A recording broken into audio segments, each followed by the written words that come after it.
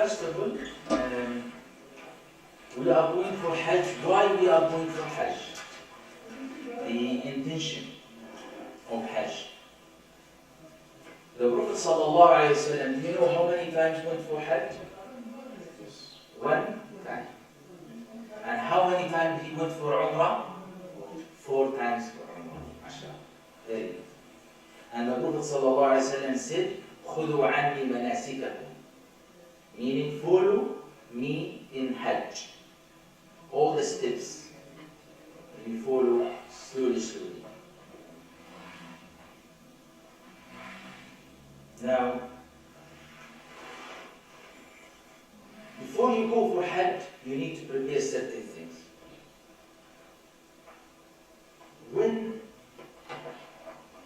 you are going for Hajj, you need to be mindful of certain things. When you arrive Mecca, there are certain things. So every stage of Hajj, you need to mind something. The most important thing is, you need to have the intention why you are going for Hajj. Is it to be Haji? Is it because you have time and some money? Or is it a holiday? Or it is to complete your deen because it is the 5th rukn of Iman and Islam. Arkan al-Islam 5 Arkan al-Islam. Shahadateen, Salah, Sawm, Zakah and Hajj. So it is one of the 5 pillars of Islam. Also, it is to gain the forgiveness of Allah subhanahu wa ta'ala. Because if you go for Hajj, Allah forgive all your sins. It's a very big thing. You come back and you born again. Also, if you go for Hajj, Hajj has Jaza al-Hajj is al-Jannah. So you have the Jannah, which is the reward of Hajj. So I think these are the intentions that will be in our mind. Of course, maybe when we go and do some shopping, we buy some hadiyah gifts, and we enjoy the food there, but that's fine. But these are not our intention. Our intention mainly is ibadah for the sake of Allah subhanahu wa ta'ala. Can I ask you what type of Hajj you are doing? There are 3 kinds. There are 3 kinds of Hajj. Yeah? We will talk about them now, and I want you to know why this type is ours. But before that, before you go for Hajj, you need really to forgive people, ask people to forgive you. Yeah? And this is very important. Hajj, if there is no any problem between you and anyone, then between you and Allah, Allah will forgive those one who do Hajj Mabrur. Hajj Mabrur means perfect Hajj. But how to settle things between you and people that you have to work on. If there is any issue, you have to settle it. If you borrowed money from somebody, you have to talk to this person. Still you can go for Hajj if you have still debt. But you have permission, you have to have permission from that person to tell you, okay, I'm doing payments, fixed payments for you, and I'm going for Hajj if you don't mind. Because if you say, I do mind, I need my money, then you cannot go for Hajj. You have to clear his money first. You see? It's nothing wrong to go for Hajj while you have to do some certain payment, but only with the permission of that person. And if there is agency you are paying, for example, for something, and you are paying them installments, then it's okay as long as you have income, running income coming, and you are paying these things. Okay? Hajj must be from halal money. From halal money. Okay? Halal money. And also, Hajj can be from hadiyah. If somebody gives you Hajj, it's halal. You know? It doesn't have to be your own money. It's better if it is your own halal money. But if, for example, parents give for their children, they say, we want to give you hadiyah to go for Hajj, then it's allowed. Also, sadaqah allowed. So you could say, okay, I want to help somebody to go for Hajj and sponsor his Hajj for the sake of Allah. It's allowed. Perhaps government as well, Government as well. If government say we want to give a grant free Hajj for certain people, elderly people, people of illnesses, people of certain categories, you know,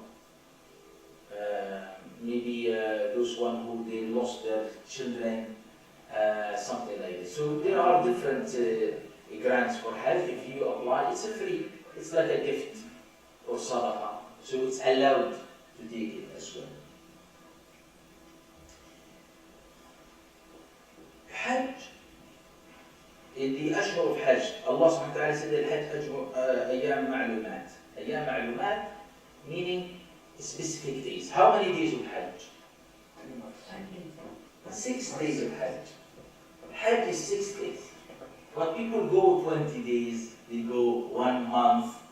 Some people, they go 1 month before Hajj, then Hajj, then another month after. So, it's Shawwal, the Qa'dah, the Hijjah. These are the months of Hajj. Okay? People can go for Ihram, and then do the Umrah, then stay in Mecca for some time, and then do Hajj. Then go for Medina. Some people, they go for Medina first. They stay there. And then, when Hajj time nearly coming, then they go for Mecca, they do Umrah, then they wait a bit, then they do Hajj. Now, how many types of Hajj? We have the Qiran and Tamattu' and Ifrad. I will start with Ifrad. Ifrad, if you do only Hajj, this is for people of Mecca, because they do Umrah a lot. You don't need to do Umrah and Hajj. All those people who did Umrah before many times, they are not doing Umrah again, so they just want to do Hajj one day. Yeah? If I am a bus driver or a taxi driver or I am an ambulance or I am a doctor, I am in there. So maybe I have only these few days or a few hours in each day to do Hajj. Right? So I cannot do more than these 6 days. I don't have time to do 1 day extra for Umrah or a few hours. Yeah? But there is issue here. You do the Ihram, and this is for those one who are resident in Mecca. They just leave their home, they do Hajj, and then come back to their home. Not the travelers who are coming from far away. Okay? There is Qiran Hajj. What Qiran means? 2 things together. And Qiran Hajj, you do combine. They call it combined Hajj. And that's Umrah and Hajj done together in same Ihram. You don't break in the middle. But Qiran Hajj,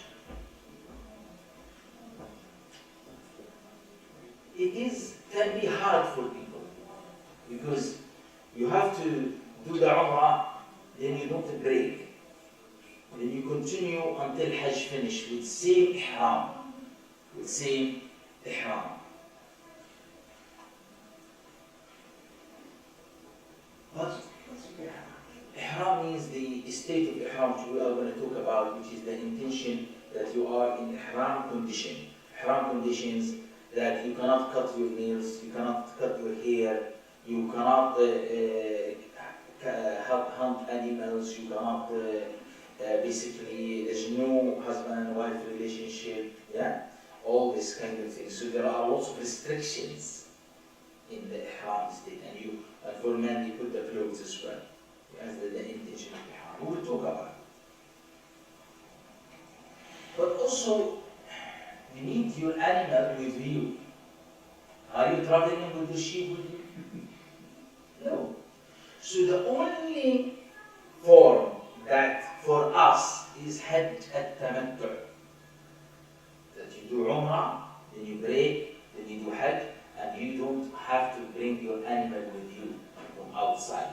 You can do the sacrifice of animal, the Qurbani or Hadi, from Mecca itself.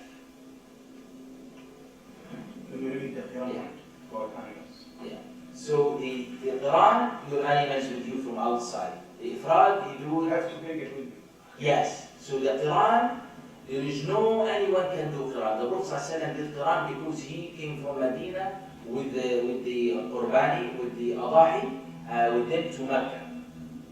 But the Prophet ﷺ did Quran. Some people say, oh, I want to do Quran because the Prophet ﷺ did Quran.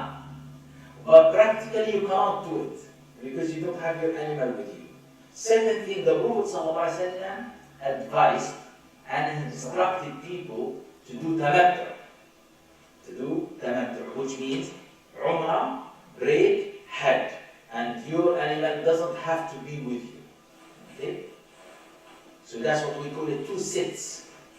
Two sets of ihram. You do ihram, you break ihram, then you do ihram again, you do the animal sacrifice from Mecca. And the agency will do it for you. Okay? You just buy a ticket for it. Just buy a ticket, you pay for it, how many riyals it is, and then they do it for you, and then they announce to you that it is done.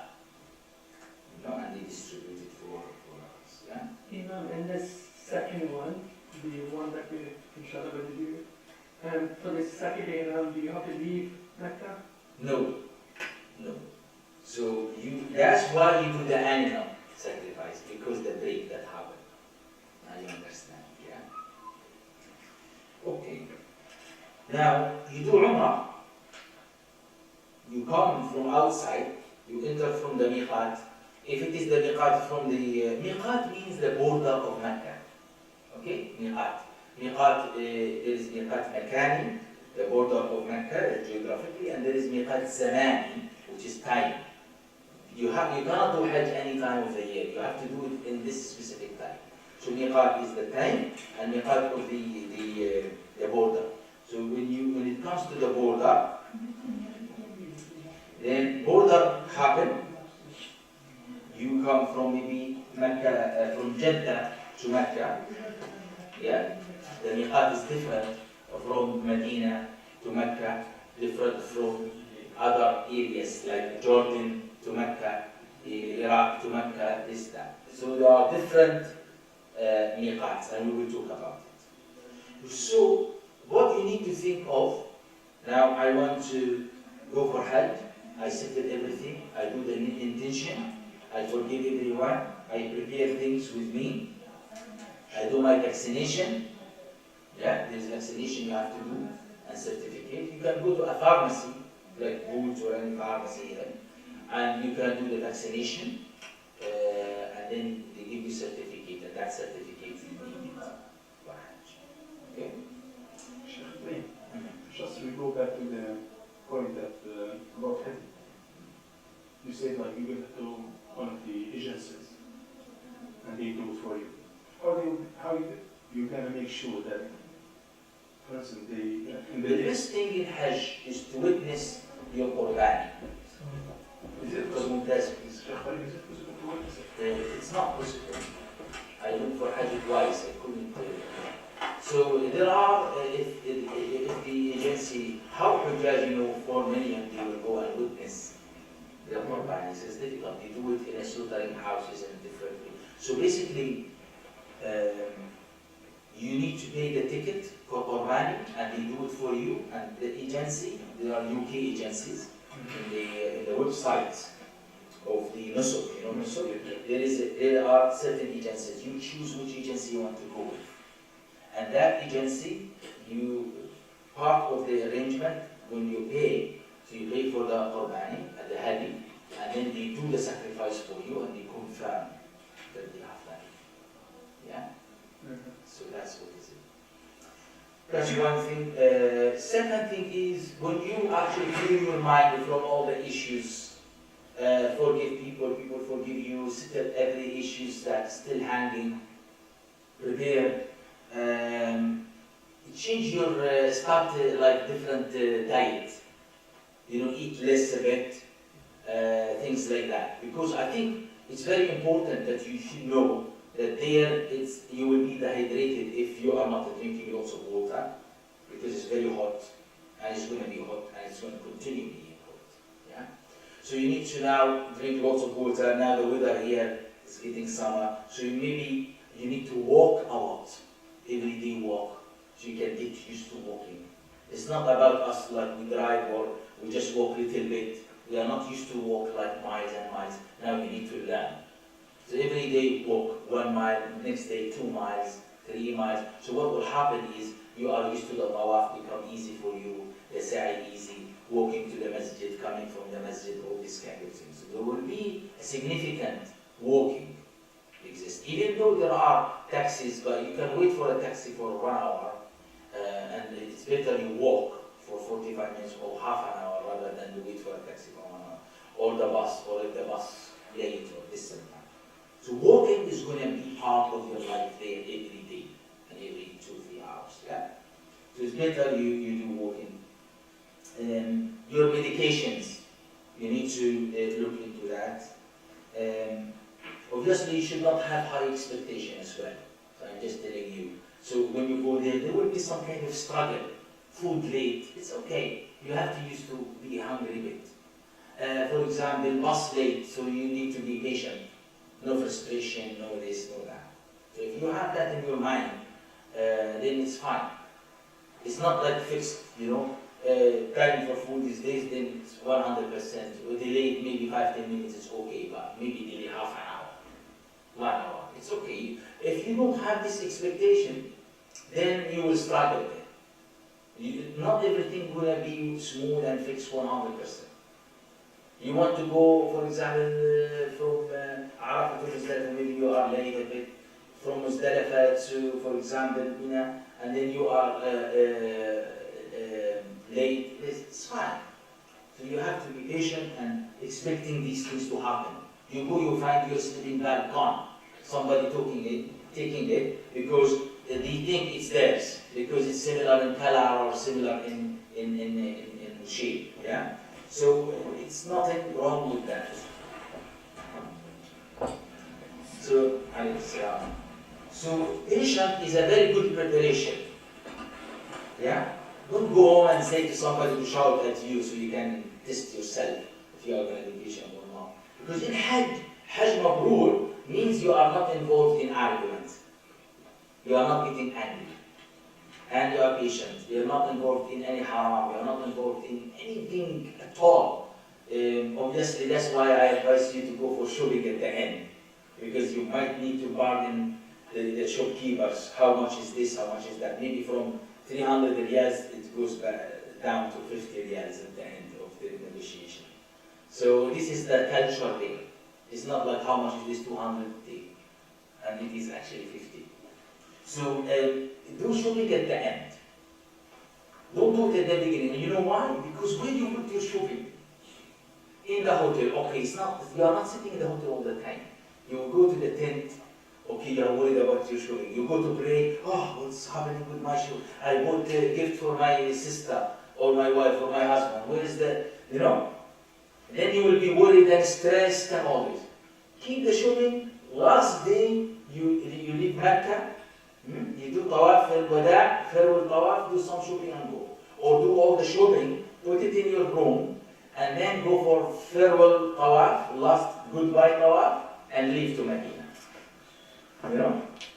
If you go to Mecca, then Medina, then the best shopping is in Medina. Because Medina doesn't have any Hajj. Medina, you just pray in the masjid, you enjoy Medina, and you go visit some places like Uhud, yeah, Al-Baqiyah and all this, yeah, and enjoy Medina. Then you have time, you can do it. And then you have the hotel and the masjid, that's it, that's your life.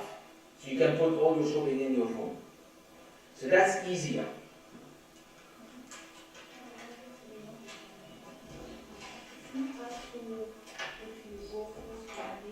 It's up to the agency and up to the booking. Most of Hujjaj now, they have booked their flights and they got their Hajj visa and they got their map and direction and everything. But some people are still registering and confirming and paying and all this. And then somebody phoned me in the morning, he said, they told me I'm going for Hajj, but I don't know how to pay. I don't know how to register, which agency to go. So because in UK there's no information national-wise, national information, but I think they will learn slowly, because we just came out to tell you that. So take some money with you. You can order a real through your bank or an agency here. It's better for you. Take for example 1,000, 2,000 riyals, put them. You will find them is like a gold, like a treasure. Because you want to eat something, the real in your pocket. Because if you go there, you have Scottish currency never take with you outside. With the respect of Scotland, even if you go to England, taxi drivers will not take it. So it has to be English notes, and you can take dollar, you can take English notes, euros, fine. There are lots of people exchange money there. There are lots of offices and all this. But you can take your card with you, and the card machines there, cash machines everywhere as well. There are units there. So that's one.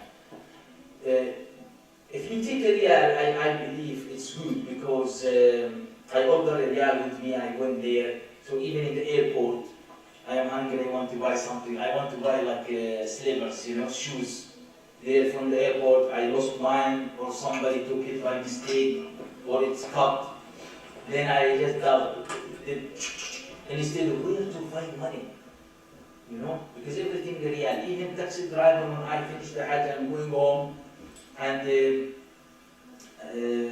I missed my group because I went to pray, and they didn't pray. So they prayed on their way. I think I prayed in the masjid of the airport, so I went to the terminal of Hajj. So I needed a taxi. So I told the taxi driver, I give you 10 pounds. 10 pounds, lots of money. He just needed 2 pounds, equivalent of but all my riyals gone by that time. Right? He said, what's 10 pounds? I said, I'm going to give you 100 pounds, but just take me to the terminal. I'm going to miss my flight. Right? And he didn't even want to take 100 pounds. Because he doesn't recognize this. Then obviously I missed my flight. And then I stayed 7 days in Jeddah. I enjoyed Jeddah. 7 days. Because you cannot, if you miss the flight, you cannot fly the next day. After all Hajj finish, then and all people leave. Because there is everything booked fully. All airlines and all this. So the Hajj ministry, they recognize that it is not my fault. Because what happened, all my luggage, even I don't know where is it, and all this my group left. So they give me 7 days hotel and everything, and the driver and food and everything, until Hajj finish, and then they booked the flight for me to come back here. So coming back to the point that currency is important. Dollar recognized there, American dollar. English currencies, as I said, the sarraf, they call it sarraf. This word is nice to learn in Arabic. Sarraf. Sarraf is the money exchange office. Yeah. Sarraf. You will see it even in Arabic. Sarraf. Sarraf. Yeah. And then you can exchange. You can get some pounds with you, some dollar with you, and maybe 1,000 riyal with you. 1,000 there is nothing with it, just little money of our currency. You can order it here after 2 days, 3 days. I think you can receive it from the bank or any of these agencies in the cities. Your card is very important. You need some money from your family. And we talked about if you have any loan or anything, you have to ask the person for permission for Hajj to settle the payments and say that you have agreement with this person. You can take Hajj from halal money and sadaqah or hadiyah, somebody gifts you. Don't take too much things with you. That's my great advice to you. And always I take very little handbag with me. I just put 2 changes and my ihram and little things like Vaseline and things like that, which I'm going to tell you about. And that's it. Just simple things, simple bag with you. If you need extra ihram, you can buy there from there. If anything you want to buy, it's there. There's no need to have it because in the airport that will give you stress. If you have big bags. Go light and come heavy with gifts and things like that. It's fine. Because when you finish Hajj, it's fine. You can wait for your luggage for an hour. But going for Hajj, you don't want to be stressed, mentally and physically. Yeah. Okay. Passport. Photocopy it and have a copy of it. in case of your passport missing, you know, or the agency missed it, or the mutawif, because they will take all the passports from you, they will not give it to you until the Hajj finish. They will give it to you only when you go home. 1 day before I think, or a few hours, they just give it to you on the passport back. Because some people, they sneak and they go and they don't come back. That's why they do this kind of things. Yeah? They want to stay and live here. Passport needs to be valid for more than 6 months, guys, yeah? Yeah, so make sure that your passport is valid. Hajj visa. You need visa for any transit, you know. Some people, they need visa for transit. Some people, they don't need, yeah? So you don't want to go and your flight going to a certain country, transit, and then you stop there. Everyone go for Hajj and you're stuck. You need to make sure, you know, the airline, if it goes, for example, to a certain country, do you really need a transit visa, or you don't need, as a British passport, or as whatever the passport you have, okay? You need to write your will, Islamic will, your wishes and everything, and sign it, and do 2 witnesses signing. Because in Scotland, you don't have to have a lawyer to stamp it and all this in Scottish law. But you need to have it written very well, or typed, about you, your janazah, your burial, if you die, about your money, about everything, custody for your children. So whatever concern your will, you write it, sign it, 2 people witness it, you make put it with a keeper, or next to kin or somebody, yeah?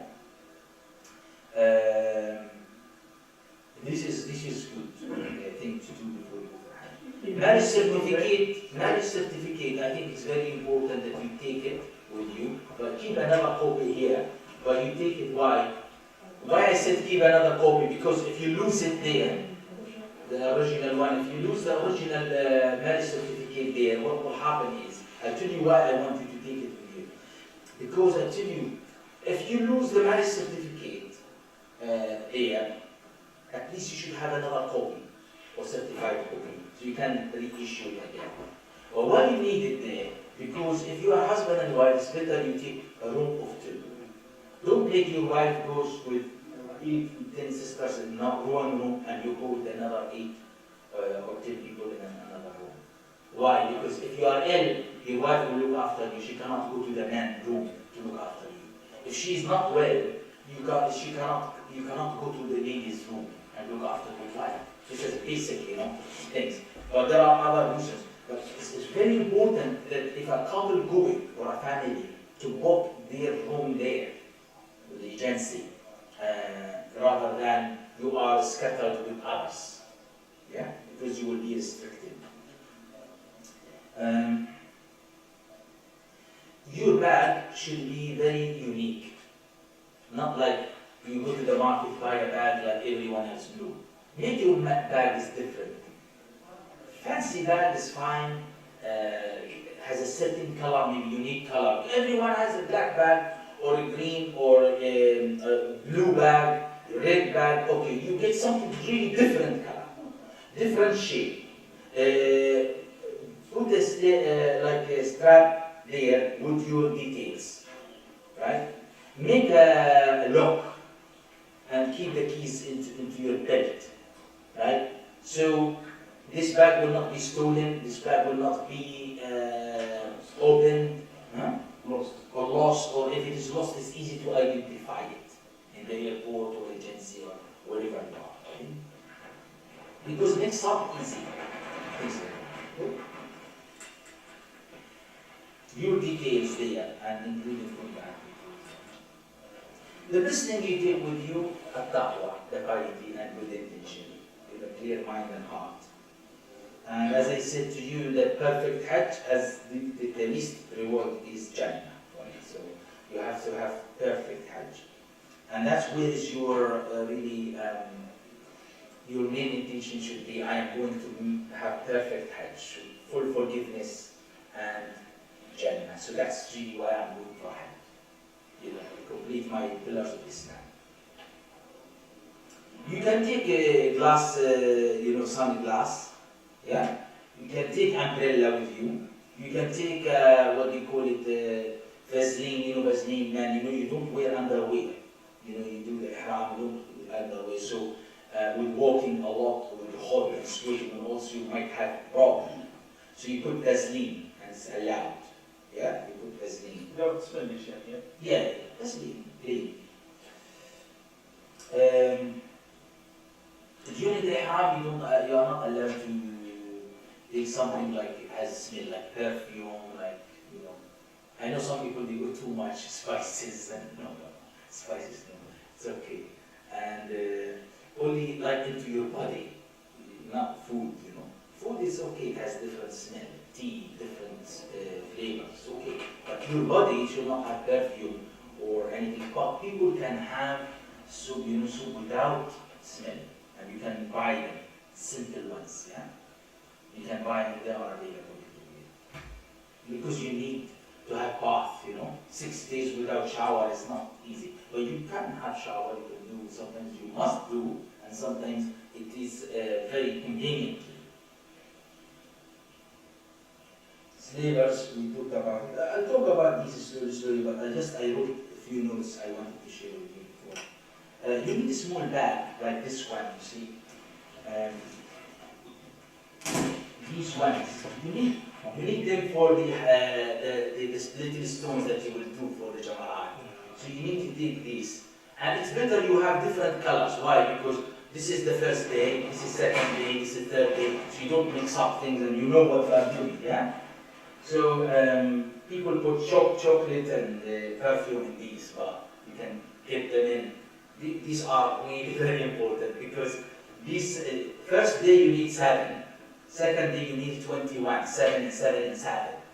And third day you need also the 21, so 7 and 7 and 7. So what you do, I'll tell you what I did in Hajj when I went last time and the time before. So within this one, I put another 2 small bags. So I put 7 and 7 and 7, so 3, and then all of them inside this.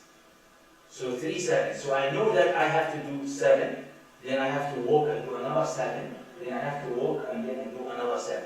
Obviously there is a big distance between the 3. You are talking about you are actually walking a lot. How much stuff is here? Maybe you can walk 20 minutes. Because lots of people, so you walk slowly, yeah? Yeah? So now when you have this big one and you know that these are all yours, and then you do. Of course, you pick them up from Arafah, from Muzdalifah, from Mina, from where you are. It's not about lots of these little things. You don't bring them from Aradin, from your city.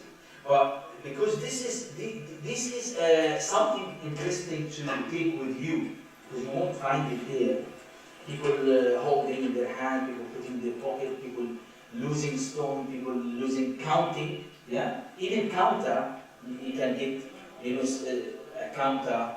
There's electric one, there's whatever. Because when you do like 7, you don't need to miss one of the awaf, you know, from the Kaaba and the Sa'i as well. So you need what do you call it, light. You know, but if you have your mobile, it's good because sometimes, you know, when, for example, Muzdalifah is really dark, and you will spend the night there. So it's good if you have little lights to see, to read, to look at notes and things. But you have your mobile, that's fine. Okay, your medicine, it's better you take it with you. Yeah? If you there are access for medical service there and everything, but then you don't want to spend the day for that. I went to the hospital there. I remember first Hajj I went, and Rahmatullah alayhi, my father was with me as well. And subhanallah, I spent the time from 6 o'clock in the morning until midnight to look for my father. Because he came from different country. I came from Aberdeen. I went. That's many years ago, 15, 16, 17 years ago. Then what happened is we want to meet how to see each other. I keep describing for him on the phone, you know, where to, you know, which pillar, which gate, and all this. Then we met actually midnight. You can imagine, because the crowd, and you don't want to push anyone, you don't want to be pushed. So this kind of thing. The only moment I knew that my father, because when I say, where are you? And he said, I am here. So I heard him twice. One from the mobile, one from the real life, so that he was close to me, then I realized he's there. So when I went there, so something happened, I got like nose bleeding, very, very, very heavy nose bleeding. And I was in the middle of Hajj, so this is something I want to tell you in your intention. There is a statement you need to say, that if anything happened to me, then my position is wherever I am. So meaning that I went to hospital, they did little operation, they blocked it basically with the certain medium, and they used like electric thing. So they blocked it, and then it's fine. When I did fine, the next day I went to continue with Hajj. I was with my ihram, I continued in the hospital, my ihram and everything, my dad was with me. So facilities there, mashallah, but when I went to hospital, I found another Hajj there. Like hundreds of thousands of people are also in the hospital. You go to Arafah, you see millions of people. You go to Muslim, wherever you go, you see the whole world. So because of that, you need to take things with you so it's easy for you. And is it Little scissor, maybe, you can find from there. Maybe a book of dua, maybe a prayer mat, but not like heavy prayer mat. You know the big prayer mat. No, a very light one, pocket one. There is actually pocket one. So whenever you go, you can pray, yeah? Your mobile phone easily can be lost or taken or whatever you call it. So you need to have like a specific bag, an area for it. I'll show you all these things, yeah? Yes. So why I am not reading and all this, I want to make it more lively, more interactive, and also more easy for you. So in Aberdeen, what you do, then traveling, then Umrah, then Hajj, then how Medina, like this, stations. So for example, this one is very essential, you take it. Why? Because you can put your money there, you can put your passport there, you can put your mobile as well. You can put everything there, and then it's part of your ihram clothes, and then you just tight it. And I'll show you at the end, we will have a demonstration of that.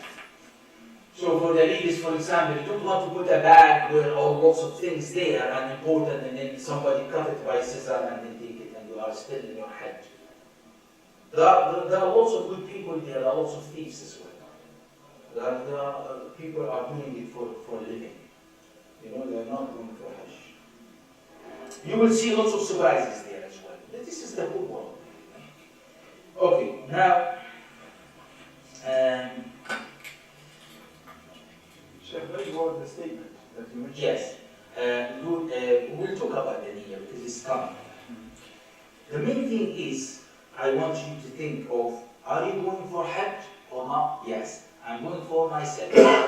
نويت الحج وحرمت به لله تعالى. I make intention of Hajj and I make the ihram for Hajj for the sake of Allah. Oh Allah, accept it from me, make it easy for me, give me a blessing of it. You can say in your own language. Obviously, we talked about the kind of Hajj that we are going to Hajj al-Tamattu'. Yeah? So you do Umrah, then break, then Hajj. And why we say this? Because you don't take your animal with you. The animal you get it from Mecca and it's done there for you, the sacrifice. Otherwise, you take your animal with you and fly with your animal, then you can do Quran or you can do the Ifrad. Ifrad we said for people of Mecca. Yeah? Now, what I wanted to say to you, other things that you want to keep in your mind. If you are doing Hajj for somebody else, you say, nawaitu al-Hajj for my father, nawaitu al-Hajj for my mother, yeah, for my late father, my late mother, yeah. nawaitu al-Hajj an Ahmed, nawaitu al-Hajj an Sa'id. So you just add the word an and then the name of the person. nawaitu al-Hajj عن فلان or نويت الحج without عن فلان if you are doing it for yourself and say اللهم بارك لي اللهم تقبله مني اللهم يسره لي may Allah make it easy for me, may Allah accept it for me, may Allah give me barakah on it. What does it mean? Yes? So, two things I want to tell you before we go. The statement that you mentioned, فإن حبسني حابس فمحل مكانه ما حبستني. فإن حبسني حابس. If anything happened to me, so my location where things happen will be, that's what I'm going to continue with. Meaning, a lady had a period, yeah, monthly period, and then you have done some of the Hajj. Then this period came. So what you do now is stuck for 7 days or so. So, but the Hajj finished, everyone done everything. So you are now stressed. No, if you do this in your intention, if anything happened to me, so whatever I have done will be counted, and then you complete after that. So meaning, for the period you can do everything except the tawaf. You can do the Sa'i, you can do the Arafah, you can do Muzdalifah, you can do Mina, you can do the Jama'at, you can do the cutting the hair, you can do everything. Except one thing, which is the tawaf. The tawaf, you do it at the end, farewell tawaf and Hajj tawaf and all this, when you are ready. Why? Because you set that intention. So everything counted for you, except the things that restricted. Yeah? Okay, good. Now, somebody else, same thing. Yeah, we mentioned that. Now, I wanted to mention something to do with the shoulder for men. Something called al-ibtiba'. What al-ibtiba'? Because you will see many people are doing this mistake.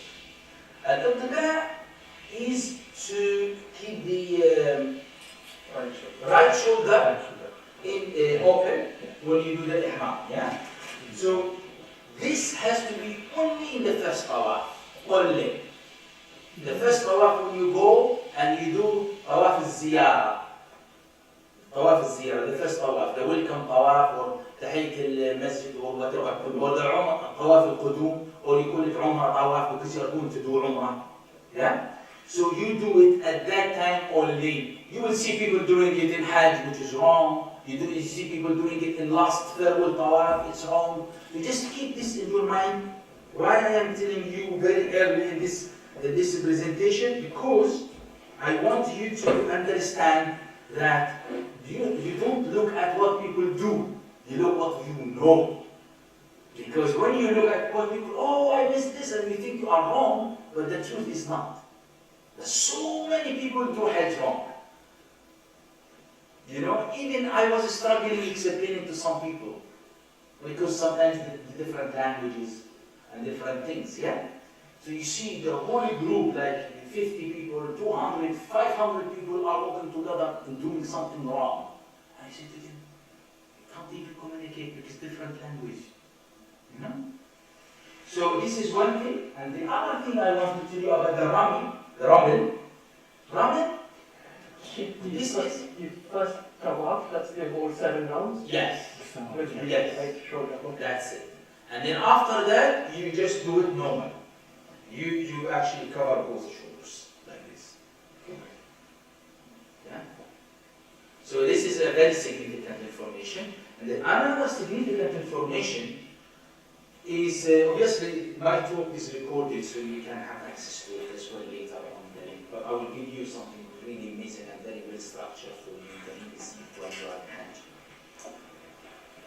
Which is the Ramel. Ramel is the first 3 in the Sa'i, in the tawaf. You just do like this. Obviously, too many people and all this is very difficult to do, but you just try to do like this. You know, the first 3 circles. Yeah, circles. So short. We call it short. The 3 ashwat. 1, 2, 3. That's it. After that, you just walk. So maybe you are in number 5 and then you see people running and you get emotional and then you start to run. Just remember only the 3, the first 3, okay? And the Sa'i, there is exactly like these lights, but the color green. And you will do from Safa till Al-Marwa.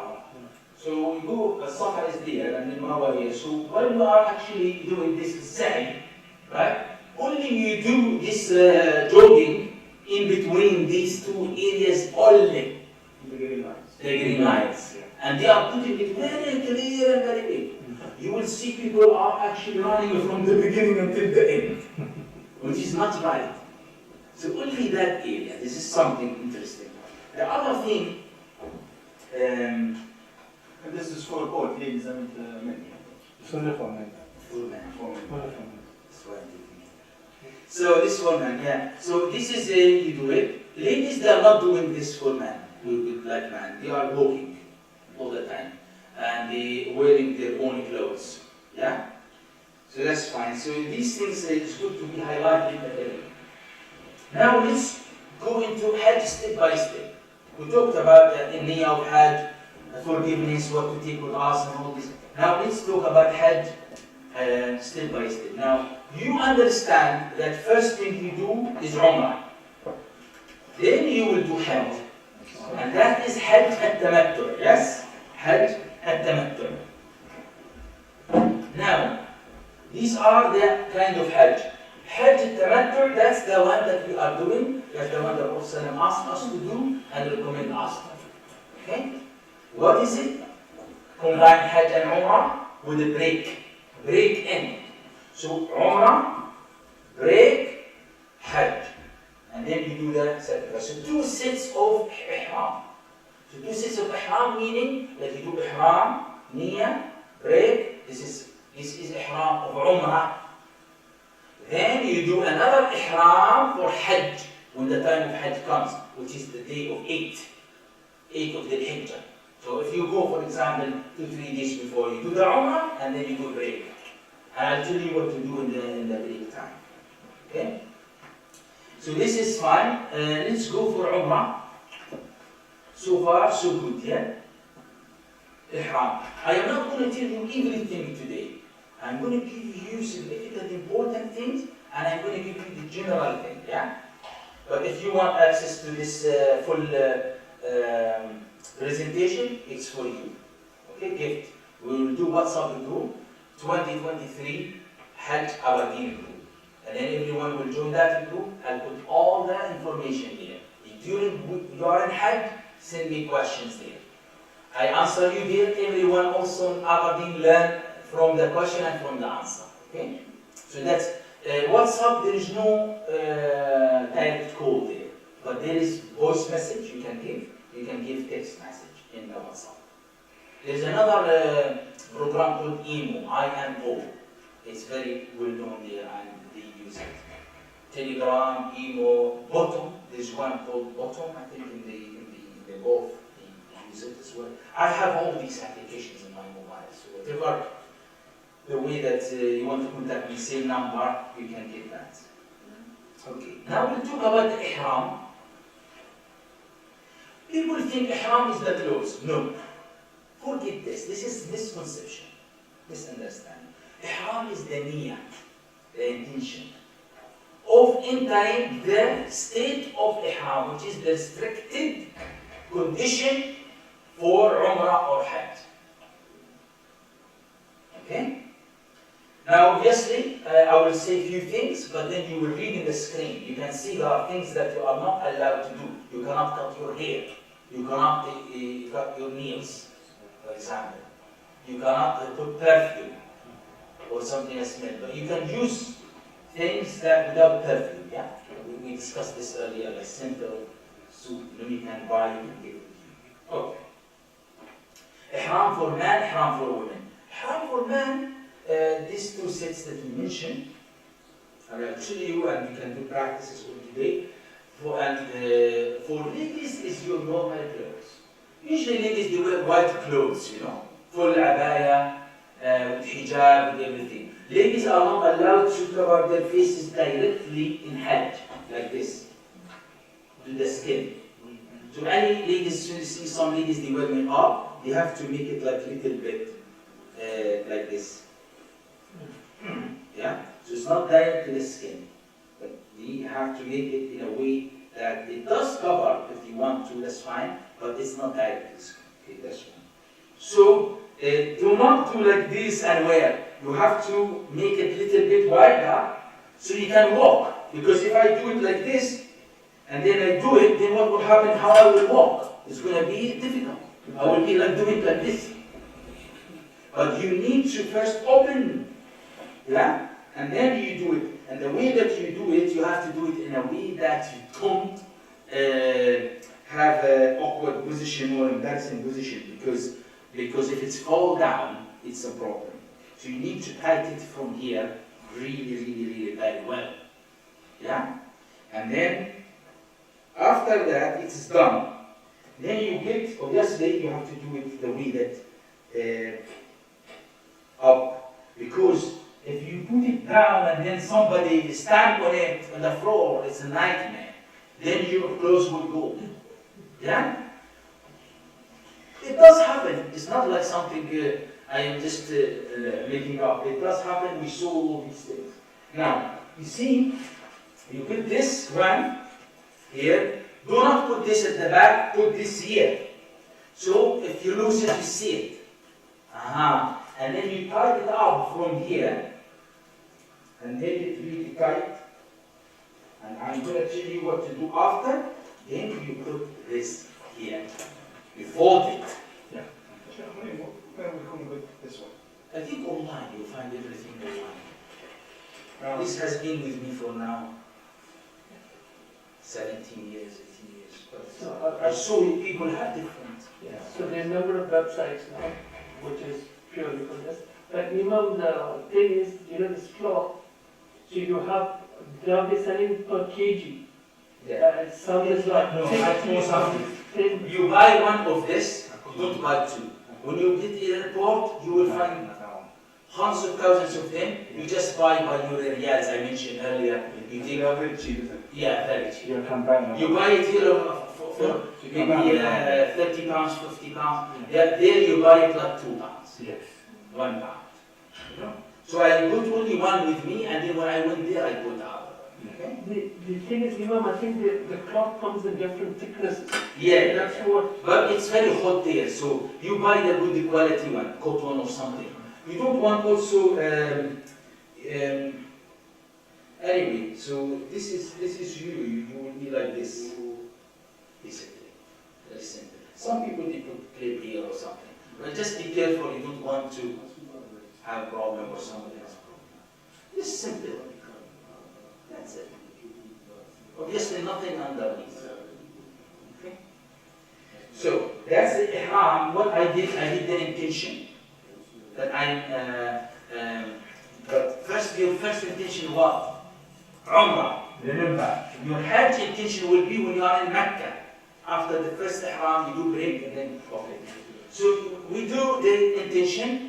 نويت العمرة وأحرمت بها لله تعالى. نويت العمرة and then وأحرمت بها لله تعالى. And I made it now, I'm in the state of ihram for Allah. Okay? اللهم تقبلها مني وبارك لي فيها ويسرها لي. والله give me بركة and ease and tawfiq and acceptance. Yeah? Good. Then you are now making the niyyah. Now, you are making the niyyah. Okay? شيخ طيب كل شيء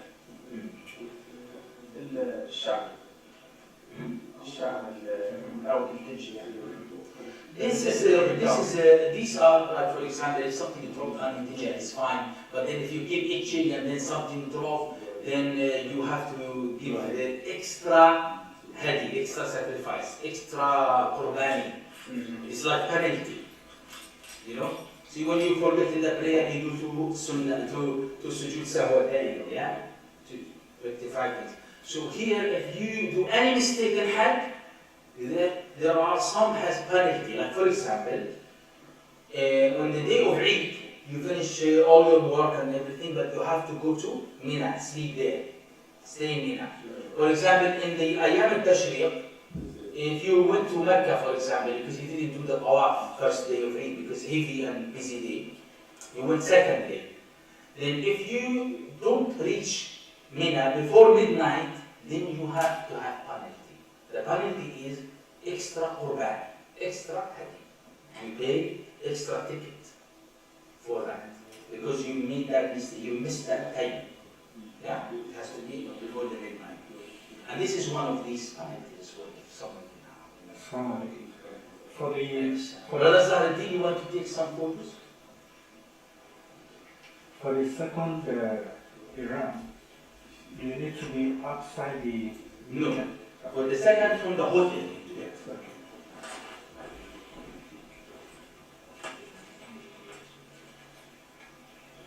So let's say you did the first ihram, you did the umrah, you finished, then you have break few days. Sorry. So I'm coming from Medina. Yeah. So I will You will do the ihram in Medina, in the miqat, on your way to Mecca. There is miqat there. Yes. And then I go straight for Umrah. And This is the best miqat right there. okay. So I will go straight for Umrah Yes. with so the first tawaf. This is where I put my right shoulder up. Yes. Okay. For the Umrah. Okay. Yes. Yes. For those one who come from Medina. For those one who come from Jeddah, before you enter, like in the airline. So for example, if I'm going to Heathrow, from Heathrow to Jeddah, then 3 hours after you started the flight, so you can do one from there. Yeah? From the other door. So basically, if you are doing it from, let's say, Heathrow, and then 6 hours it takes, yeah? So after 2.5 hours, 3 hours, you just do it in the airline, in the flight, airplane. Inside there, you do the intention. Sometimes if it's Saudi airline, they will tell you, for example, that this is now the miqat. For people who are going for Hajj and Umrah, please remember to do the intention of ihram. This is now the miqat. The pilot will say. Some airline they will not. The British airline will not. Yeah. So you need to know by yourself. You count the time after 2.5 hours. Exactly the miqat 3 hours if you are going straight from Heathrow to Jeddah, but you do 2.5 hours, a little bit before miqat. You don't want to miss the miqat because sometimes the pilot goes shorter ways. Okay, that's good. We talked about the ihram. What's the ihram? Basically, people think, oh, ihram has 2 rak'ah. There's not 2 rak'ah for ihram or anything. Ihram is intention. You did it. That's it. The clothes.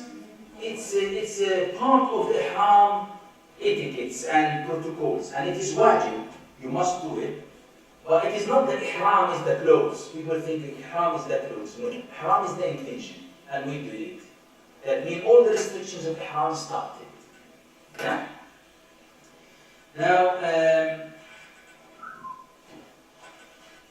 when we do now the ihram, if it is near to Dhuhr, you pray Dhuhr. If it is near Asr, you pray Asr. If you do wudu, you have shower, you cut the hair, you clean your body, armpit, all these things, yeah? And then you shorten, don't shave, because if you shave, what you are going to get there? You will cut nothing, you will cut your skin. So don't shave there, you just shorten a little bit if you want, and this just to make yourself comfortable, yeah? And then in Umrah, you shorten, in Hajj, shave, or shorten more. But if you shave in Umrah, then there will not be any hair in your head to actually cut in Hajj, which is after a few days. So you just need to be mindful of that. If you don't have hair, it's fine. You just do it kind of symbolically, yeah? But those one who their hair very, very short now, don't touch it. Let it grow.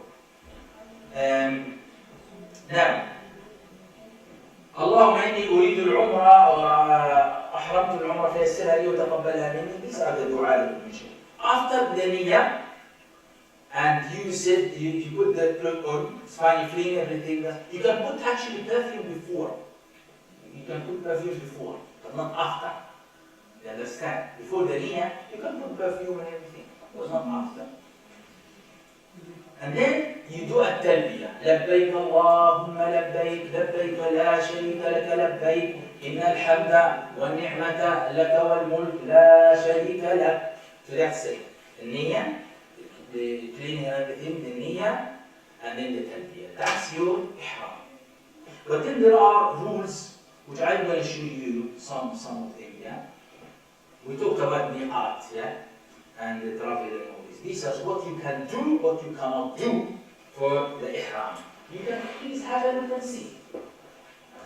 You can eat through it. No problem. Because eating something that has smell is not a problem. It's the issue is putting it in your body. Yeah?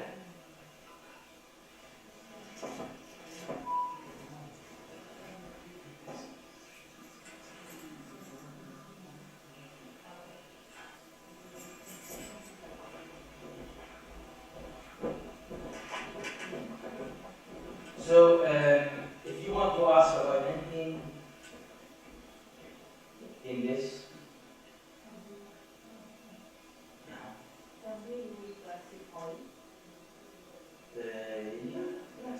oil is good. You can use it before ihram, but not during ihram.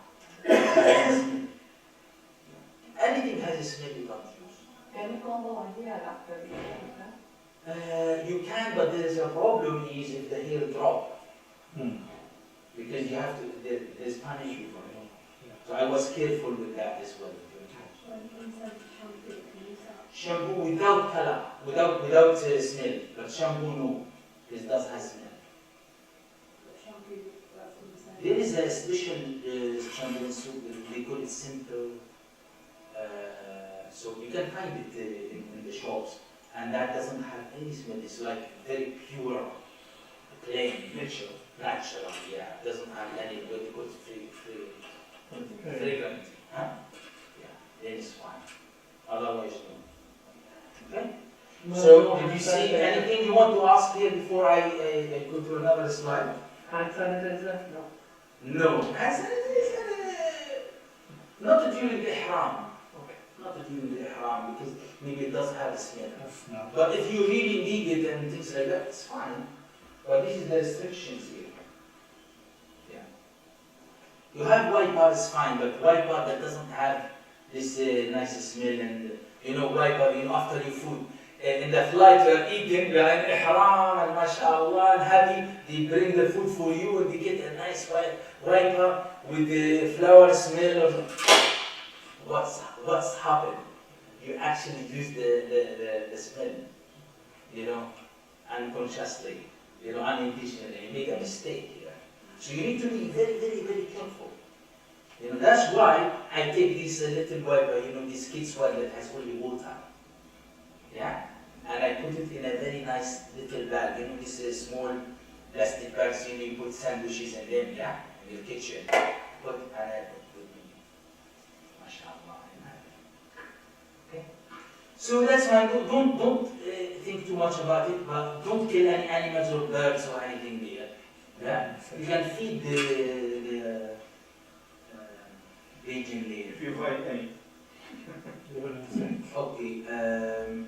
Now, this is the one that you will choose. This is your slipper for Hajj. Okay? So, because you don't basically the bone here has to be uncovered. Yeah? This bone here. So basically you can see.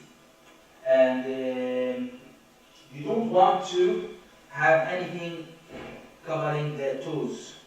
Okay? You can see where it's exactly. This area has to be open, uncovered.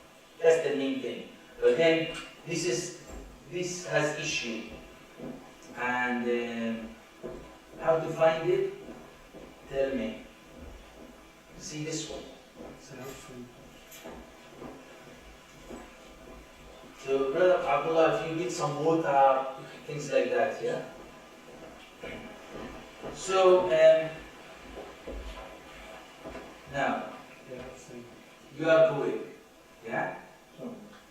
Inshallah, when you enter Mecca, it's a very nice moment. Because you wait in the airport and all this like kind of patience and frustration a bit and all this. Then when you enter Mecca, when you go by bus and enter Mecca, that's a very nice moment.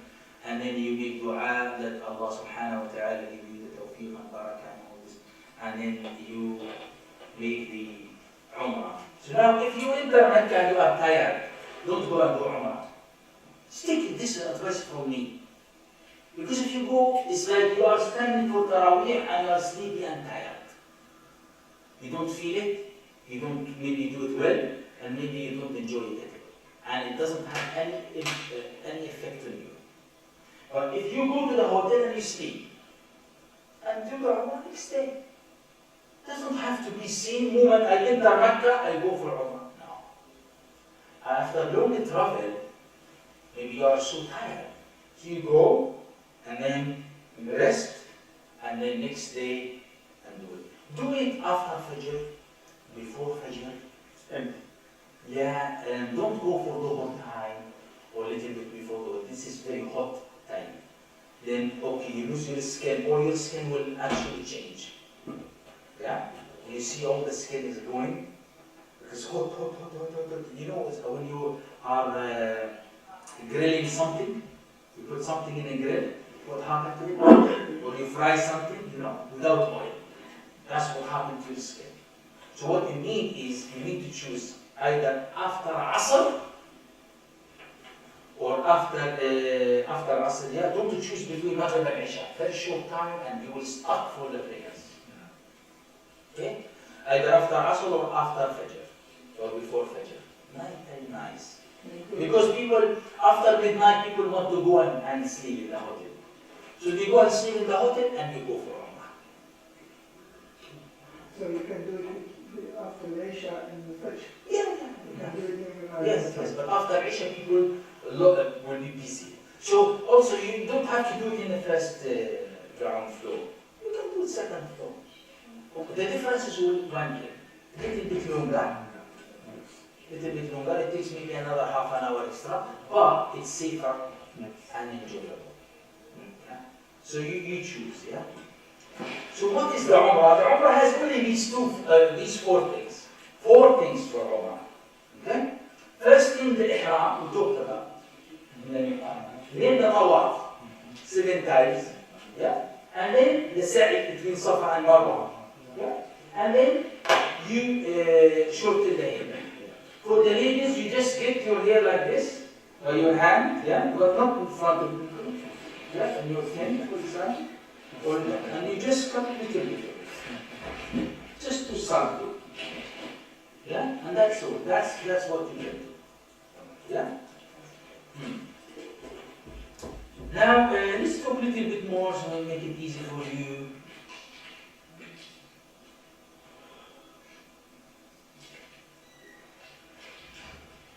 Now, for the Umrah, what is the first thing we do? Ihram. What is the second thing we do? Tawaf. So the Tawaf,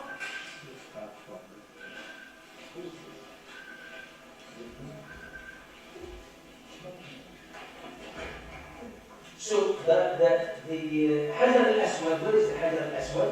It's there.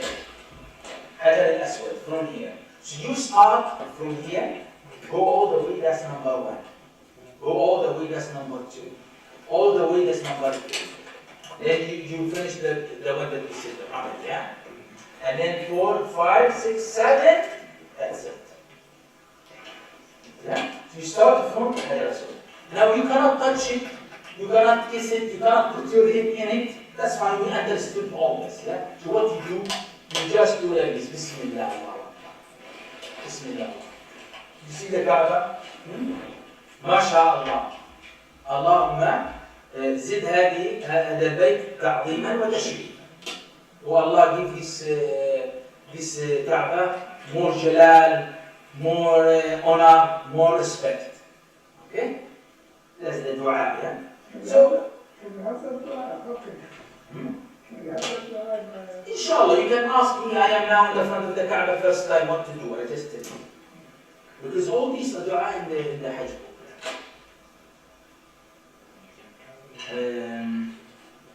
See, these are the 7 we talked about, yeah? 1, 2, 3, 4, 5, 6, 7.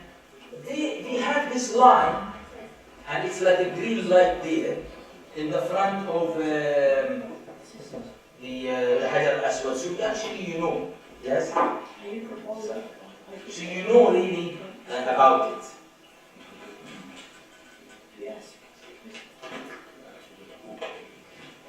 So now, after you finish, you can see the Hajar al-Aswad here. Yeah?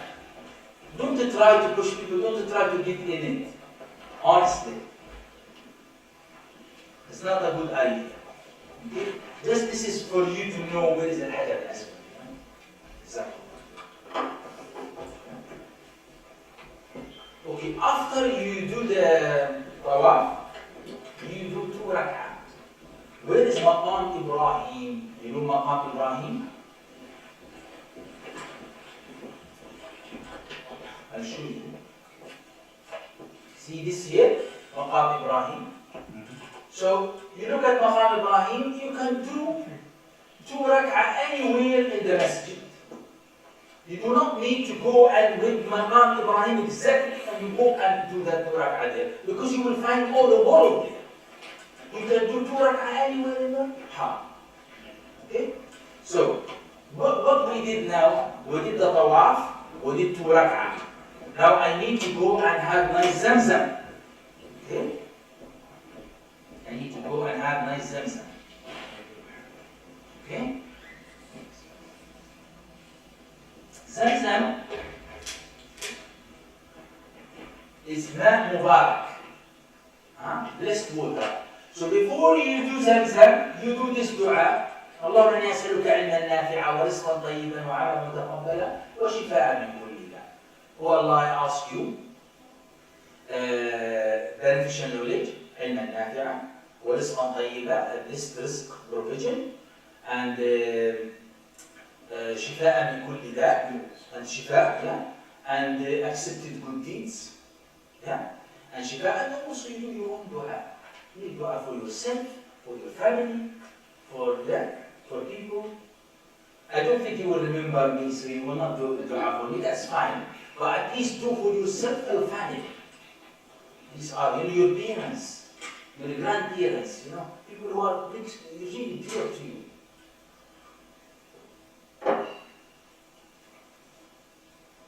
So, people usually remember me when they leave, after they finish Hajj, they are coming to UK, they remember me. After they finish. So, obviously, these are important moments, when you go for Hajj, and then now you want to do the sa'i between Safa and Marwa. You start with Safa, then Marwa. Don't see people going from Marwa to Safa and then you think it's there. No, first, remember, Allah started in the ayah, إِنَّ الصَّفَا وَالْمَرْوَةَ مِنْ شَعَائِرِ اللَّهِ. You start from As-Safa, then go to Marwa, that's 1. Then Safa again, 2, 3, 4, 5, 6, 7. So when in the Safa there is dua, you can say any dua. ربنا آتنا في الدنيا حسنة وفي الآخرة حسنة وقنا عذاب النار. That's specific dua. لا إله إلا الله وحده لا شريك له له. I'm not really now telling you have to do this, you have to do that. The main thing is, don't restrict yourself what to say. As long as you do the arkan, the manasik correct, then you have a book of dua, you can read it from the book. No problem at all. So don't be stressed, I don't memorize this, I don't memorize that. Just take the book of dua, and khalas, you are fine. Yeah? Safa Marwa, and you do it. After that, you make dua, and then you do cut your hair. That's it. This is the mas'ah. This is what I told you, the green lights. Yeah? This is where, the jogging, yeah? This is it. This is the mas'ah. There's something I have to tell you, yeah? Please.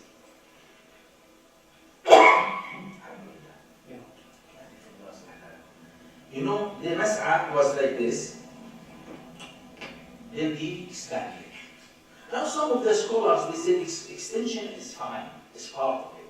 But some they said this is the original mas'ah. When I went there, I did my sa'i in the original one. How do you do it? The lights. So just for the lights. The lights, see these lights? That's the original mas'ah. But then here, they extended because lots of people. But that's the original mas'ah where the Prophet ﷺ did the sa'i. Just a little information for you. Obviously, when you see the Safa, it's like a mountain, it's like a rock, you see. You could stand there and see, and remember. because the Safa, this is where Dar al-Arqam al-Arqam, the first mosque, the first gathering of Muslims in Islam. For 12 years they were worshiping Allah in secret, you know, and they were not allowed to do like prayers. You see, we talked about shaving and cutting the hair. Now we finish the Umrah. Break. So you have a shower, this you know, you wear normal clothes, that's it. For men, you ladies the same because you are wearing normal clothes. Yeah? So now it's breaking, that mean husband and wife, now they have a break. They are not in a state of ihram, for example. You can have perfume. Yeah? You can actually cut your nails. So this is a break. It's like as if you are in a party. But the difference is, you need to read Quran more. Pray. Ya Allah. How you are in Mecca and you miss prayers? Yeah, many people do. Because you don't plan your journey properly. You wake up, you wanted to go to prayer half an hour before the prayer, you want to make wudu, you think you are in Awadi, 10 minutes, 15 minutes, and in the mosque. No. You need to plan for Dhuhr like maybe 2 hours before Dhuhr. And stay in house. And you are with wudu ready, and then you go early. Because on the way you might take long time to reach. And when you reach, you want also to have a cozy, nice place. Not to be, because when it is full, they block all the way. Then you find yourself in the street and pray. Because you are late. First day, you will learn. Even if you don't listen to me, it's fine. First day, it will happen to you, then you will learn. Say, okay, now, I can't be in Mecca and miss the prayers. But can you use it? All Mecca is masjid. Yeah, all Mecca is masjid. No, But where you want really to pray? How? That's it. I know one of the brothers in Aberdeen, he was next to Sheikh Sudais. He took a photo with Sheikh Sudais and Sheikh Sudais said, come, I will make you enter the Kaaba inside. He said, I am from Aberdeen, from Scotland. And I was really amazed how this brother could manage this. You know? So, I think it's better we worship Allah smartly, rather than we are stressed and work hard, but then we fail. So, what is it? You are in the hotel, you need to know how long the hotel will take you to go. Is it a bus, by bus? Are you going to walk? Which one is better? Because sometimes the bus is stuck in the traffic, and then people will pray and finish a prayer and still the bus going to the prayer. So you need to look into the logistic parts of Hajj. Okay, now we finish the Umrah. During the break, Quran, Qiyam Layl, because every rak'ah, 100,000 rak'ah. Reward. So imagine how you are going to miss this. Okay, you can go for shopping, but what this will do for you? The main thing. Yeah, somebody can, who's this? Is this one? Oh.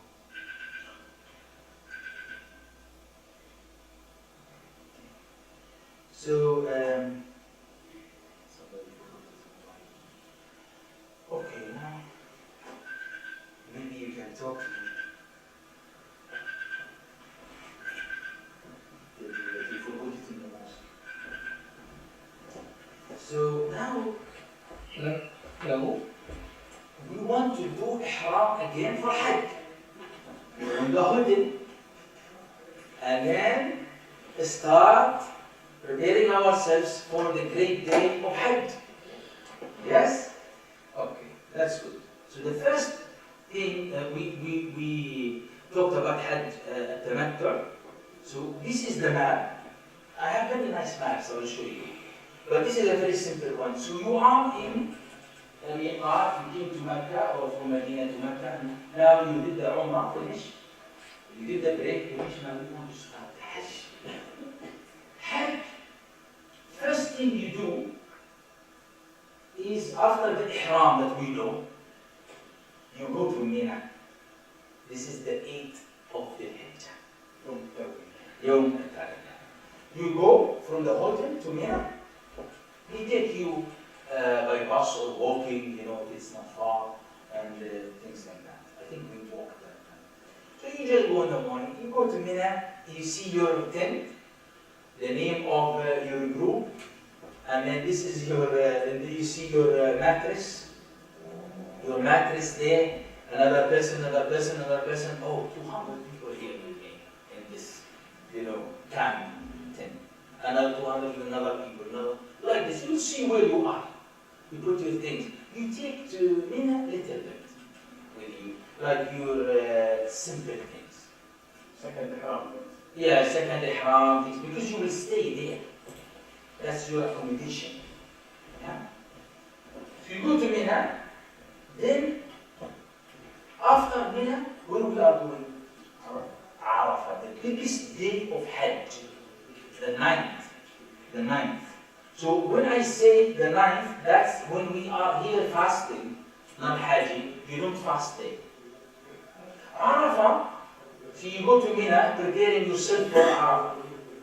You pray all the prayers qasr. Yeah? 2 rak'ah dhuhr, 2 rak'ah asr, 3 rak'ah maghrib, 2 rak'ah isha. Yeah? You pray, stay. You don't go to Mecca. People make mistakes. You are there in Mina. Then Arafah day is amazing day. It's day of dua. You just stand for dua. That's al-wuquf bi-Arafah. And that's the main day for Hajj. What you need to do in that day, you just make dua. All the dua that you want. لا إله إلا الله وحده لا شريك له له الملك وله الحمد ويحمد وهو على كل شيء قدير. طبعا Arafah, there is Jabal al-Rahmah. Jabal al-Rahmah. The next time maybe I put my photos, I'll show you where I was and all this. Yeah?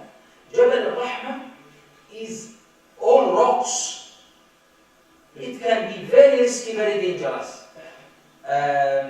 Last Hajj I went with the brother Amin here. We went like 6 people from our end together.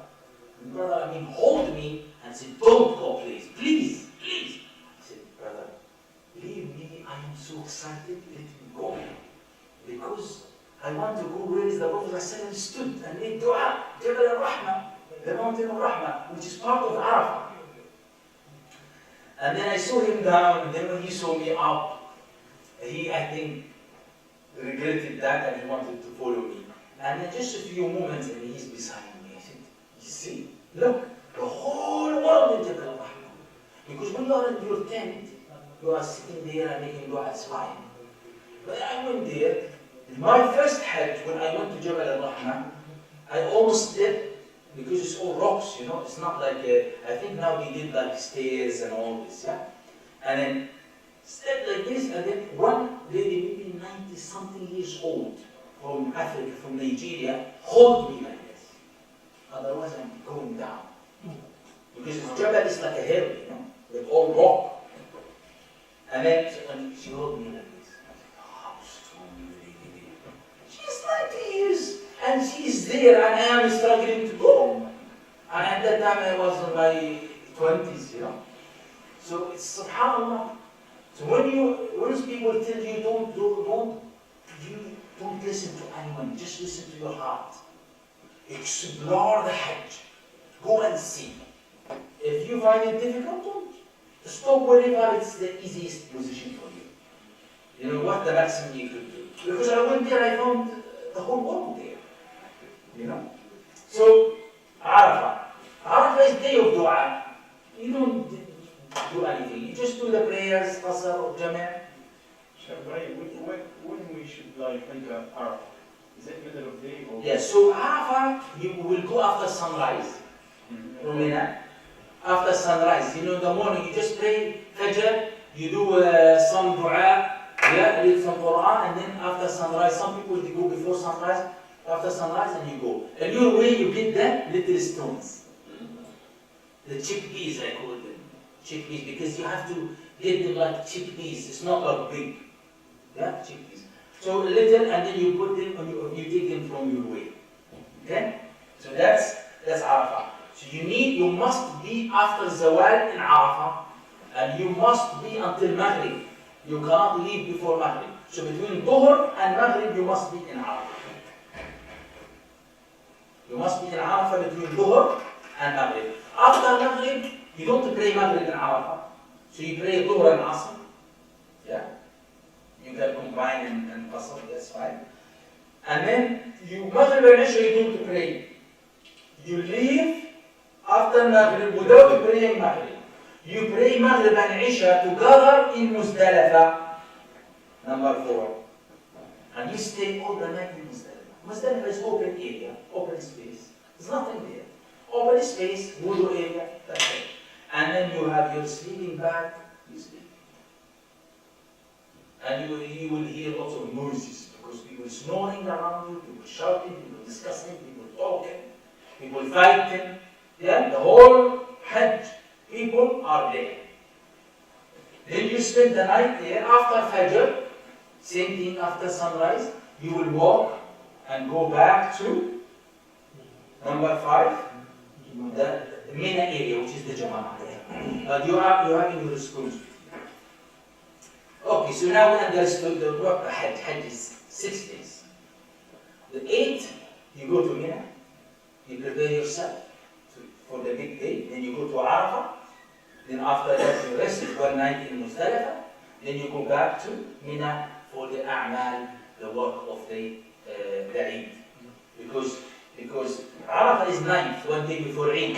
The 10th, when you go back to Mina, that's the day of Eid. What is the name of the day of Eid there? I will give you the name, the busiest day. Okay? So Arafah, we said, is the day of Dua. This is the day of acceptance, the day of Maghfirah, the day of Rahmah. You know, the day that you have 100%, you should be sure Allah accepts you, Allah subhanahu wa ta'ala forgive all your sins. If you have doubt, then you lose your Hajj. Allah doesn't accept it from mushrik or doubtful person, or a person has conflict with somebody else. Okay? Apart from that, you get 100% guaranteed Hajj. Yeah? So that's Arafah, day of Dua. Then you are going to Mina here, the Jamrah. It's very easy. It's just, they made it really very easy. It's an area where they have like a wall, you can say, or stand, and they have a big plate, and then you stand, Bismillah, Allahu Akbar, Bismillah. But you have to make sure that your stone goes into the hit the pillar, hit the wall, and goes into the plate. If you miss it, repeat it. That's why you have to have extra stones. Yes, you have to have extra stones. So if you missed one, you just do another extra one. Okay? But you don't need to be worried about counting. That's why these, what I showed you earlier, where they are. These are. You see, these are your actually treasure. And you see why I did different colors to show you. Okay, these are 7, 7, 7, and then this is my bag. And then I put extra, another 7. Whatever I missed, I just do. I know I missed 2, then at the end I do another 2. Same like you missed your rak'ah and the salah, you complete it at the end. Yeah? So that's this goes. First day you do only 7. The day of Eid, only 7. Yes. But the day of Eid has lots of work to do. You know? So I'm not following the presentation because it's too long and I don't want you to feel that. So I wanted things to become like this. But you could see what you have to take with you, you know, bags and, you know, this for this one is the slipper, you know, you see the power for your mobile phone. Like a battery for your mobile phone. This will charge your mobile phone 2-3 times a day, so it's really good. And if you get lost somewhere, then you can phone. You know, one of the things that you need to do, look at this, never forget this. You have to have, sisters, you have to have with you some snacks. If I am so hungry now, and I'm in the middle of it, these 6 days, do you think I'll just go outside 7 hours to reach the queue and get food and eat and come back another 7 hours? And then I lose my work. What's the priority here? Take some snacks with you, some nuts, some cherry, you know, things like that. And just put it, dry fruits, you know. Put them with you, travel with them. These are very important because you don't need to go and eat out. Food might come, food not come. Don't take food from somebody you don't know. Because if the food has been for some time in distribution, in the van, and then the food maybe has a problem, then you eat, then you have a problem, then what will happen with you? Hospital. Then see the intention that we said, then حبسني حابس وأنا حالي مكان ما حبستني. So then you stop, you involve, then you have to complete the manasik after that. You see? So you want to be smart. Also, wudu is a problem. The only way to go for wudu is to go to a wedding. Yes, because then you want to go 500,000 in the queue to have wudu, or go to buy a bathroom, toilet. So you have to be working on things. When I am going to my hotel, I do everything that I have to do. When I go to haram, I am really light and ready. Not you eat lots of food, then you go to haram. Then after half an hour, 1 hour, you want to go back to haram. Then you spoil the whole day. You really leave your hotel ready. Because someone has advised us like, eat as long as you can. Yeah, so now look, this presentation that I put for you, it has everything what to do. How many days of Hajj? 6 days. First day, the Eid. Where we go? Where we go? Mina. Yeah? Then you just go there and sit there and relax. Prepare for the day of Arafah. The day of Dua. Then after that you sleep where? Overnight, Muzdalifah. That's it. What you do in Muzdalifah? Only sleep there, rest. Because the next day is the busiest and hardest day of Hajj, which is the day of Eid. People here celebrating Eid, and then you are doing the most busiest day there. And that's the 10th. The 10th, that's day number 3. So what you do in the Eid? You go for Jama'ah, stone 7 times. You can make tawqeel. Somebody can stone on your behalf. For some people.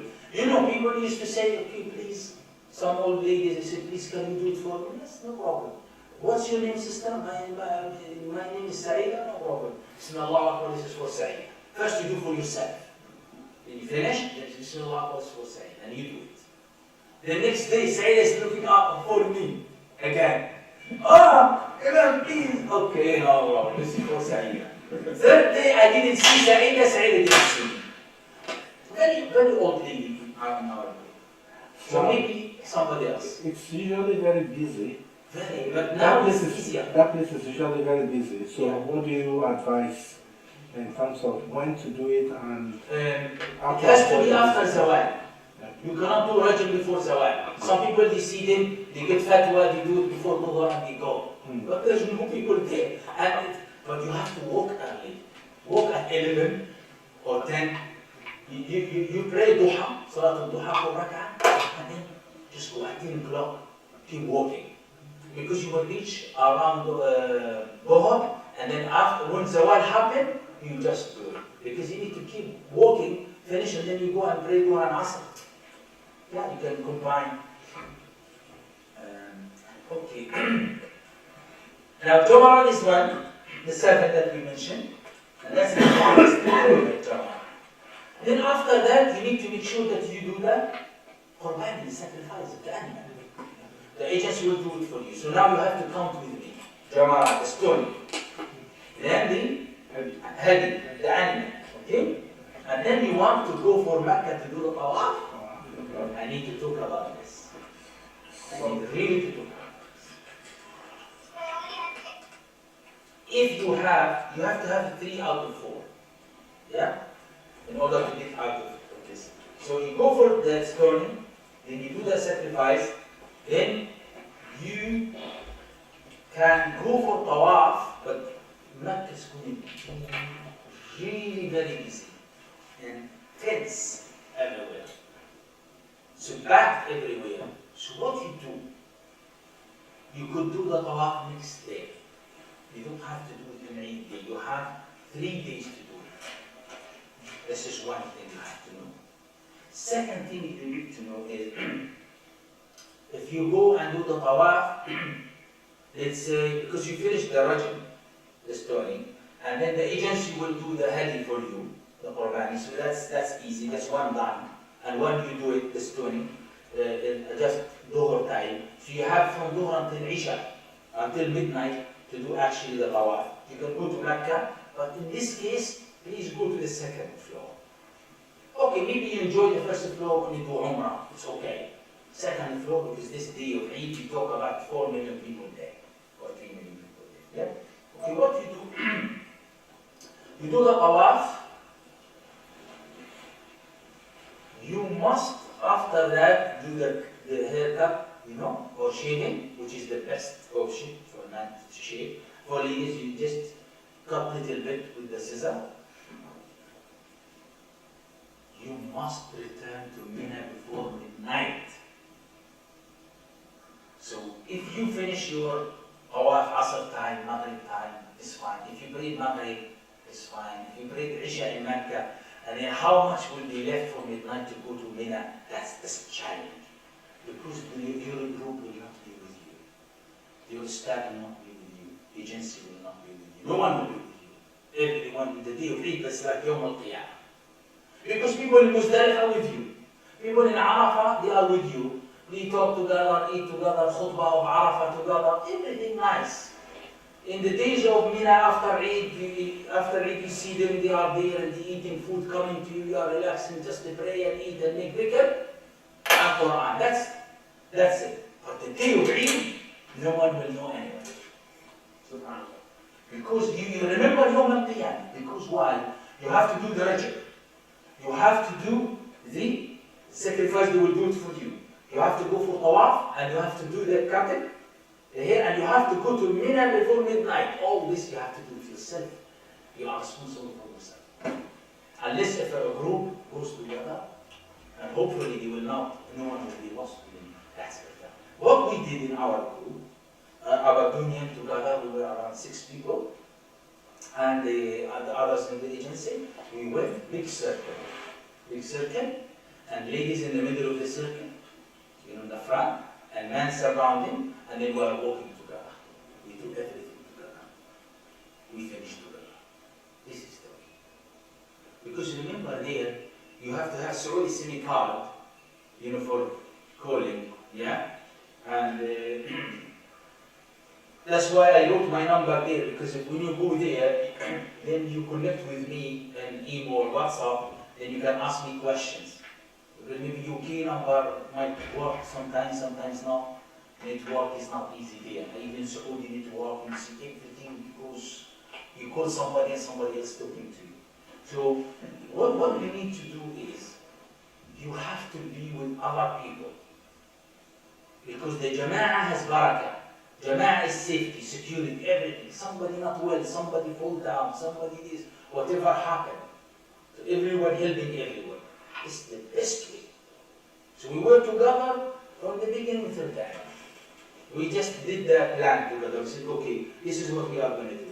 So even And when some people they decided to do the tawaf next day. So when we that's come fine. out Because there, you know, the day of 11, sorry for this, the day of 11 and 12 and 13, you can stay 2 days or 3 days in Mina afterward. And it's only dhikr and reading Quran and salah, and that's it, and the story. You do 7, 7, 7. So that's the whole thing what you do. So some people you do the tawaf next day. Well, it is very easy. Most people have done their tawaf. But it doesn't matter the time about the first day of the Sheikh. Yeah, doesn't matter. So No. The Rajab is after Zawal. Oh, that's fine. Yeah, after Zawal until before Maghrib. so even when you come out of Ihram, You come out of the Ihram on the day of Eid when you finish the things that I said. The Rajab, the stoning, the sacrifice, and the tawaf and Hajj. Some people they do actually they cut the hair and then they do the tawaf with their normal clothes, which I did. Because if you do 3 of the 4, then your ihram can be removed. Then you go to your hotel or the tent, you wear your normal clothes and go and do the tawaf.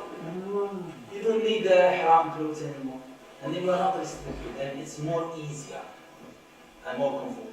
But you have to be careful, you should have men, because sometimes the police may not allow you to go in if you are wearing, because they That's think what happened. You are right. you have to be careful. If you are not wearing the ihram, you will not let you do the tawaf because that means they think you finished. Yes. So you have to be in the mosque, not in the Kaaba, Sahni Kaaba, the area of Arab Kaaba. So it's better you keep it on so you can get in. So that's very, very important point, I think. That's very And then you can go back to your hotel, change now, it to now if we go, brothers and sisters, if you go to 4 and 6 and 7, 4, 5, 6, these are the days of Tashriq. What you do, full story, after work. So in the morning you are just reading Quran, relaxing, eating, food coming for you, lunchtime, you just go slowly and then come back. Some people, they go to Mecca in these days. They pray in Mecca, this, and then before midnight they come. If there is a reason, if there is like let's say a need for it, okay. Somebody didn't do the tawaf, somebody are going to help somebody. Otherwise, stay there. That's the sunnah. That's what the Prophet ﷺ did. He stayed in Mina. So we just follow this one. Yeah? These 3 days, you can leave after 2 days. It's allowed. The Quran said that فمن تعجل في يومين فلا إثم عليه ومن آخر فلا إثم عليه بين Okay, now Hajj is complete. خلاص, Hajj complete, and now maybe you have 1 day, 2 days in Mecca, something like this. Enjoy Mecca. You do shopping, you buy gifts.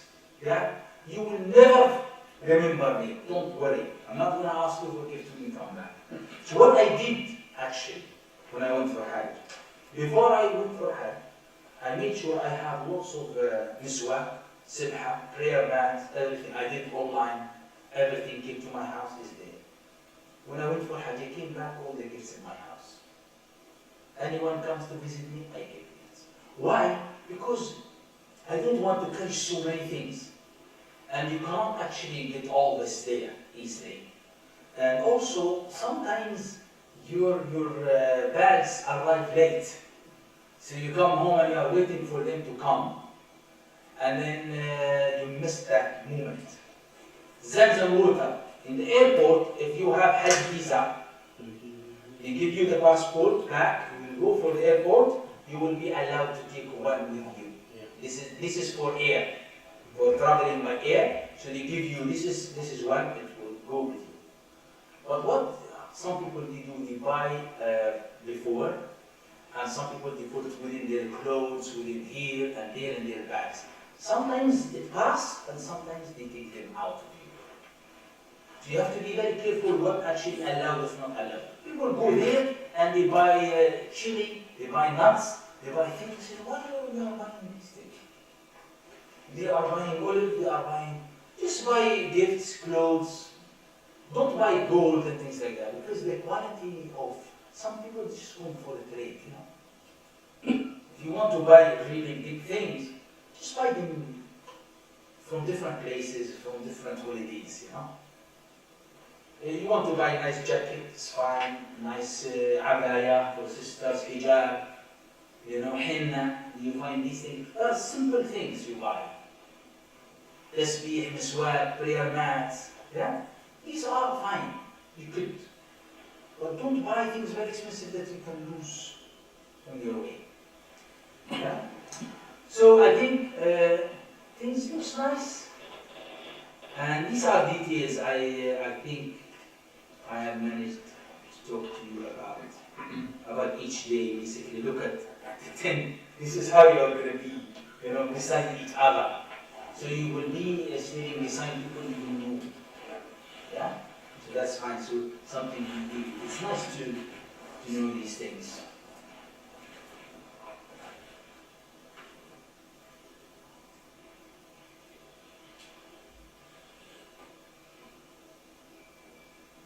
This is Muzdalifah, you see? Just piece of land. It's nothing really. My time in the bathrooms and Uber area were not really great, but I heard that they improved it. That's it. This is where people just sleep.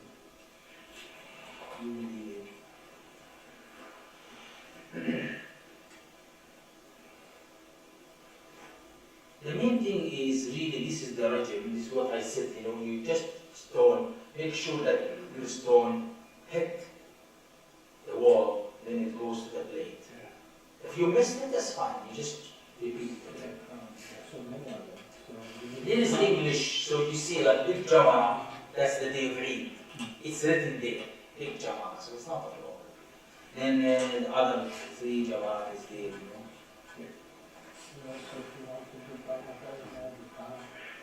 Don't be in the middle of the haram, somebody said, come and do your hair with 10 riyal. Forget these things. Either you do it with your group together, or you can go to the barber nearby, like proper professional shop with the hygiene and clean and all this. But sometimes people, the Hajjaj, they do it. If the first person does it, then you can do it for them. Can you do it yourself? You can do it yourself and somebody can do it for you and all this. But the best thing is somebody doing it for you. So you don't want to really injure yourself and cut your skin. So it's easier to do with electric clippers? Yeah, Just I whatever, yeah, you do And it. just, yeah. You can do it. Well, you do with scissors, yeah, for the soup. One important thing, feeding.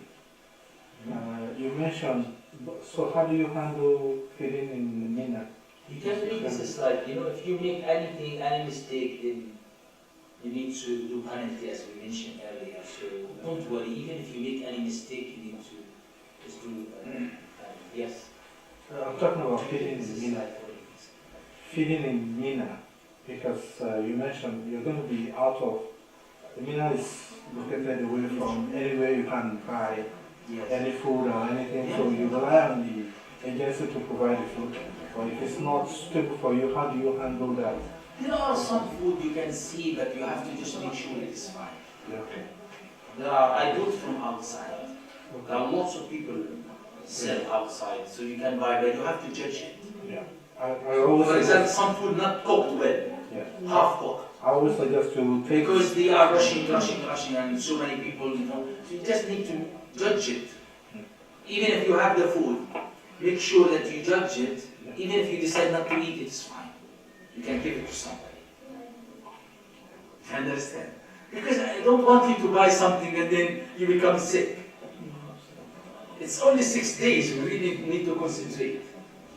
That's why I take lots of dates, nuts, dry fruits and all this. People who go for da'wah already take these things with them. And then this is how they survive in there's no food. The Jansi food you will not like it because it will come usually cold. Because the process is they bring it, they cook it, then they put it in these containers. And then when the time that it does reach you, maybe it's kind of cold or something. You just live with it. Sometimes you get something nice.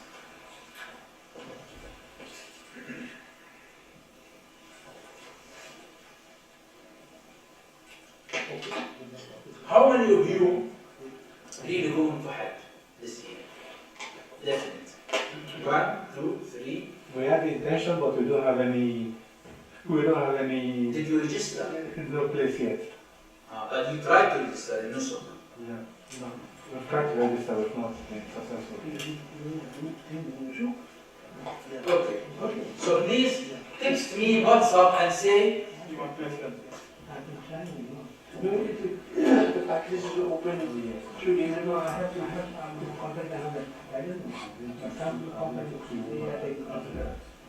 You'll go with the company. hopefully, I don't know. Tomorrow, they say, I'm Okay, you will build up, she's fine. just text me like this. 2023 Hajj Abadi. So what if you do that, I will add you to WhatsApp group. If you do it now, I think it's better. Then in that WhatsApp group, I put all the information. I have a gift for you before you go, because now we are almost done.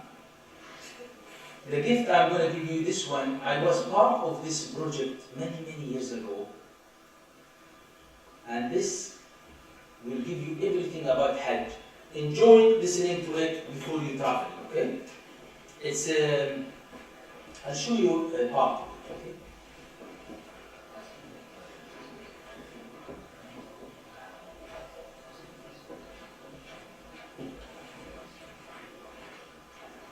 This brother was in Aberdeen, and I did the dua part of the Hajj.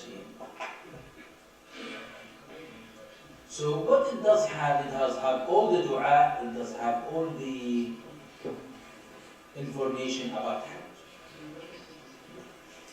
So on Wednesday, 8 o'clock, what will happen here? I will be sitting here, same place, yeah? 8 o'clock on Wednesday for questions and answers. But to get questions, you need to study.